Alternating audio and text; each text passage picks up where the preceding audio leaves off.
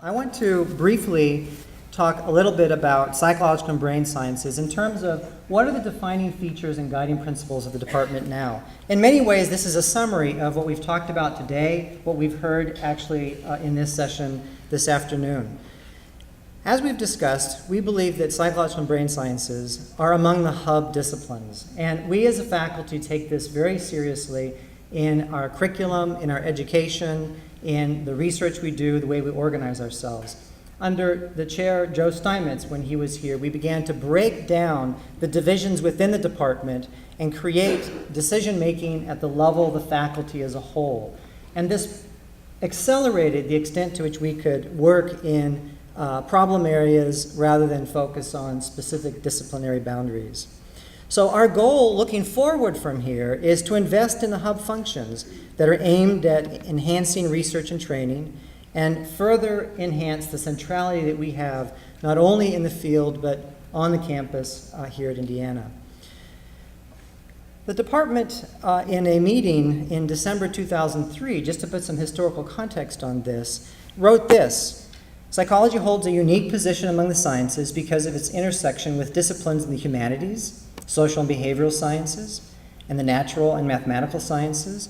A number of today's major scientific frontiers are found at these intersections. In the department, such interconnections are numerous because the interdisciplinary nature of psychology is valued and actively pursued." To quote Linda Smith, my predecessor in the chairmanship, she said, "Psychology or psychological and brain sciences should own the integrative question. We are the hub that allows this integration to exist, and we should own that question, and this is one of our goals." Psychological and brain sciences, another principle we have, we must develop and leverage basic empirical methods and formal models to understand neural, developmental, social, cognitive, and pathological factors influencing animal and human behavior. We must span from the molecular to the systems neuroscience, from the individual to the population level. Multi-level approaches create a stimulating environment in which we work.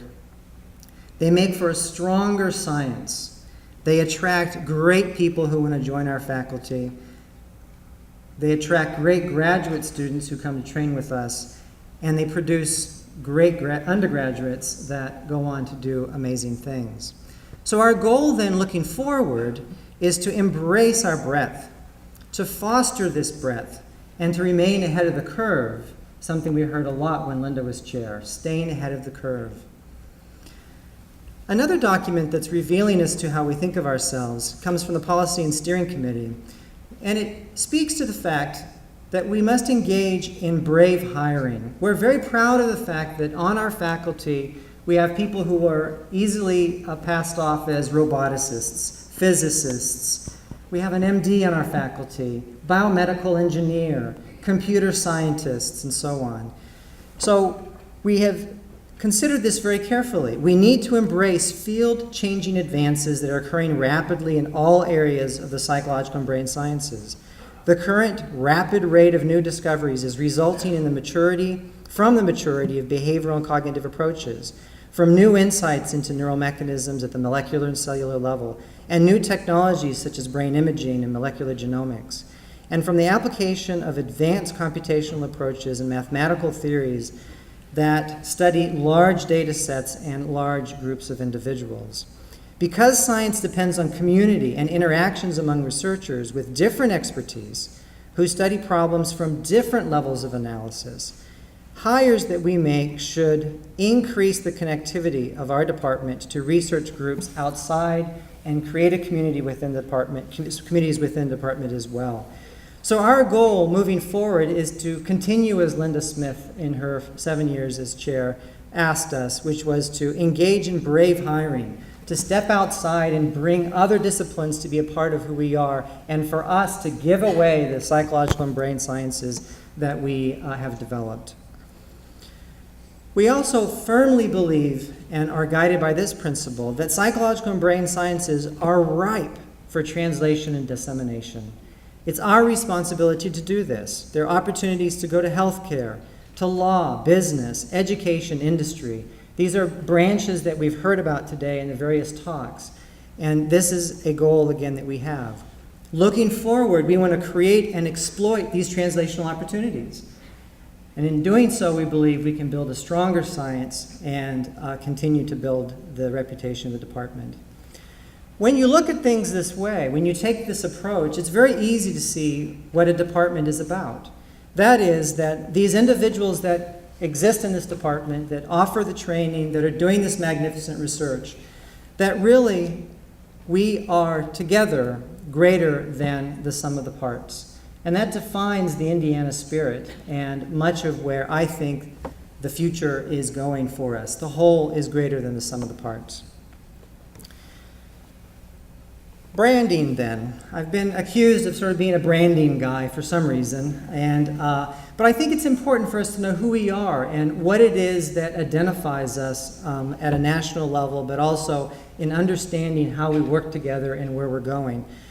We believe in innovative, paradigm-shifting, high-impact science, and I think you've heard that today in the discussions. We've seen it in the history. Our faculty are renowned and well-funded. This is something that we're well known for. We're highly interdisciplinary, and we have a highly collaborative faculty. We're collegial. We have a harmonious environment. We make decisions at the department level, not by area, not by seniority. There's strong support for junior faculty. This is something that I felt myself. And the way in which we continue to embrace that commitment to the university and to our department, from Bryan refusing to go to Stanford, to Wells serving as a president for so long. I remember vividly when Joe moved on into the dean's office and we had a vote for the chairmanship. And Linda Smith was one of the persons who rose to the top. Easily to understand why that happened. And Linda sat down at the end of the conference room as she was interviewed by the faculty, and she threw her hands down on the edge of the table and said, "Look it, I don't know I want to do this, but I was raised in this department, I've benefited from this department, and I'm dedicated to this department, and if you think it's my turn, I'm ready to do it." And this is the commitment that we see in our faculty, and this is the reason why senior faculty choose to stay, why we have tremendous pride in retention. Emeritus faculty remain active. Dick Rose passed me in the hallway last week. He's been retired since I got here in 1999. He got his R01 renewed. And he was enthusiastic about it. This is retirement at Indiana, and it's certainly consistent with the commitment to the university and to the department that we've seen and heard about today. Graduate training is individualized. It's integrative now. It results in cutting-edge, highly autonomous, and innovative PhDs. We heard about that this afternoon. There's a strong commitment to undergraduate education in the department. And so together, our goal is to protect and enhance these brands. And the faculty feel strongly about these and are committed to these goals and these objectives and this position.